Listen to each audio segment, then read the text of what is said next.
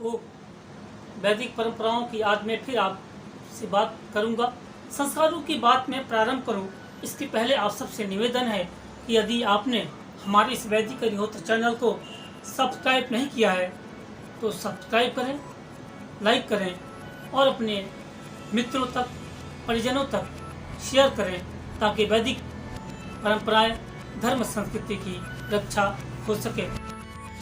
तो मेरे प्यारे शिष्यजनों, आज मैं फिर संस्कारों की चर्चा करना चाहता हूँ। मैं आज जो 16 संस्कारों में 15वां संस्कार संन्यास आश्रम की चर्चा करूंगा। 15वां संस्कार संन्यास। जीवन को 4 भागों में बांटा गया है। ब्रह्मचर्य 25 वर्ष तक, गृहस्थ 50 वर्ष तक, वानप्रस्थ 75 वर्ष तक तथा संन्यास 75 वर्ष के आगे। इस जीवन का अंतिम पड़ाव संन्यास है।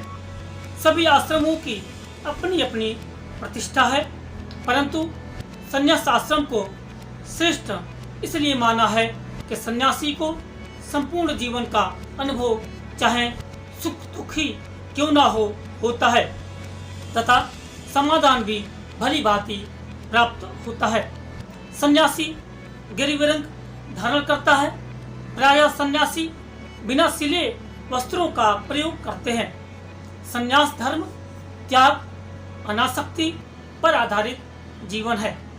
सन्यासी निरंतर भ्रमण करते हुए व्यक्तियों को परिवार, समाज और राष्ट्र के कर्तव्यों का बोध कराते हैं तथा मानव जीवन को सुखी बनाने के उपदेश करते हैं।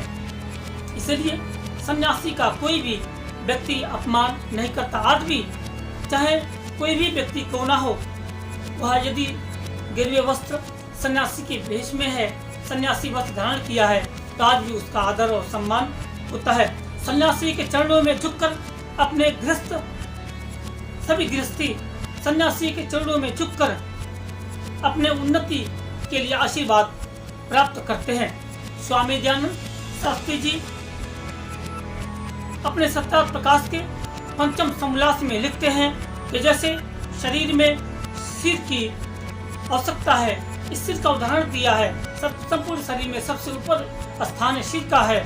लिखते हैं कि जैसे शरीर में सिर की आवश्यकता है, वैसे ही आश्रमों में संन्यास आश्रम की आवश्यकता है, क्योंकि इसके बिना धर्म कभी नहीं बढ़ सकता और दूसरे आश्रमों को विद्या ग्रहण, गृहकृत्य और तपश्चर्या आदि का संबंध होने से अवकाश बहुत कम मिलता है। अर्थात जो 3 धर्म हैं, जो संन्यास के पूर्व जो 3 आश्रम बताए गए हैं, उनमें समाज शिक्षा के लिए बहुत ही कम समय मिलता है। इसे ऋषि लिखते हैं कि जो संन्यास आश्रम है, इसमें सन्यासी के पूरे जीवन भर के अनुभव होते हैं और वह अपने पूरे जीवन के अनुभव के साथ साथ पूरे धर्म, संस्कृति और परंपराओं का यह घूम कर व्यक्ति तक यह प्रचार करता है। अर्थात बहुत कम समय मिलता है। पक्षपात छोड़कर वर्तमान दूसरे आश्रमों को दुष्कर है। जैसे सन्यासी सर्वतोन्मुक्त होकर जगत का उपकार करता है, वैसा अन्य आश्रम नहीं कर सकता।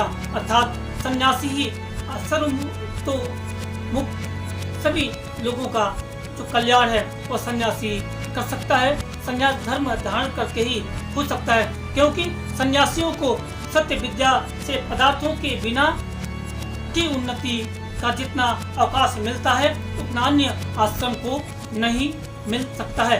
परंतु जो ब्रह्मचर्य से सन्यासी होकर जगत को सत्य शिक्षा करके जितनी उन्नति कर सकता है, उतनी उन्नति गृहस्थ, वानप्रस्थ आश्रम करके सन्यासी नहीं कर सकता।